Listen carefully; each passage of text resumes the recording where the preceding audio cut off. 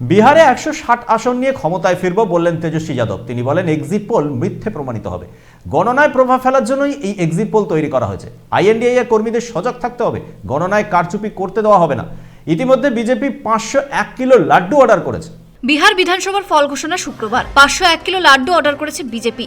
অধিকাংশ সংস্থা এক্সিট পোলে জানিয়েছে বিহারে এবারও ক্ষমতায় ফিরতে পারে এনডিএ। যদিও তেজস্বী যাদব বলেছেন এই এক্সিট পোল বেশিরভাগ ক্ষেত্রেই মন গড়া। অতীতে দেখা গেছে এক্সিট পোল বহু ক্ষেত্রেই মেলেনি। যেভাবে যুবক যুবতী ও মহিলারা ভোট দিয়েছেন তাতে এবার বেশি আসন পেতে পারে মহাজোট। আইএনডিএ জোটের মুখ্যমন্ত্রী হিসেবে 18 নভেম্বর আমি শপথ নেব। जो फीडबैक हम लोगों को मिल रहे हैं, भाजपा और एनडीए के पसीने छूट रहे हैं।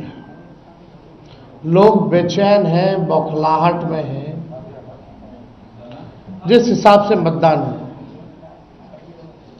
कल वोटिंग में लोग बड़े कतार में लोग खड़े थे।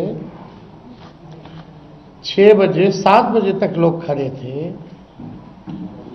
लोग खड़े रहे वोटिंग में और एग्जिट पोल आता है, यानी मतदान अभी खत्म नहीं हुआ कि एग्जिट पोल आता है।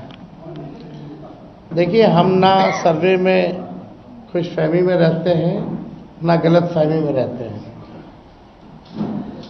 ये सर्वे जो है केवल मनोवैज्ञानिक तौर पे साइकोलॉजिकल, जितने अधिकारी चुनाव में लगे हुए हैं उनके दबाव में जो है ये सर्वेस लाए गए हैं।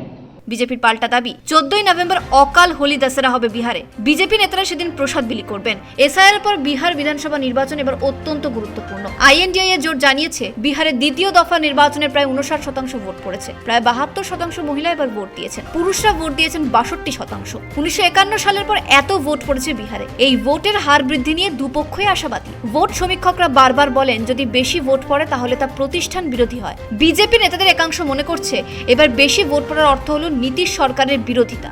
যদিও সমীক্ষকরা বলছেন মহিলারা যেভাবে ভোট দিয়েছেন তাতে লাখপতি দিদির প্রভাব পড়ার কথা। যুবক যুবতীদের বেশিরভাগই ভোট দিয়েছেন আইএনডিএ জোটকে। ব্যুরো রিপোর্ট, পূবের কলম ডিজিটাল।